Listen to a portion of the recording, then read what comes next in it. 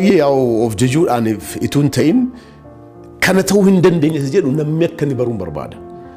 Simply hojjettee jennaan guddachuu akka dandeessu, hojjettee jennaan akka jireenya gaarii jiraachuu dandeessu ummata anaa gadi jirutti jireenyaanis sammuudhaanis umriidhaanis warra naa gadi jiran barumsa kennaaf hin jira malee amma nagarta taanaan especially namoonni biizinasii gurguddaa hojjetan ummantumni keenya keessa gaafa laalte jettu yeroo baay'ee bashannanaaf iddoon kennan focused ta'anii kan hojjetan hojii duwwaadha.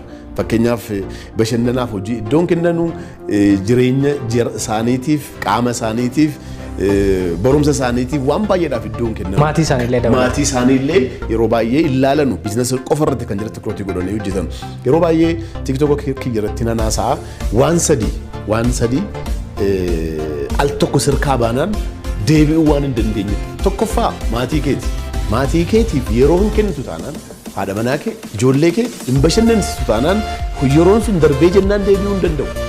Lammata qaama kee jechuun fayyummaa kee arra nagaadhaan ituu jirtu mana haakimee dhaqxee check of gootee maal rakkina maaliin qaba jedhe biyyaans ji'aan waggaa tokkoon of hin ilaaltu ta'ee jennaan dhukkubnichi gizi keessa guddate booda gaafa mana haakimee dhaqxe jettu dhibbichi cimeeraa jechuudha deebisuu hin dandeessu jechuudha. Bakka deebisuu hin dandeessuudha.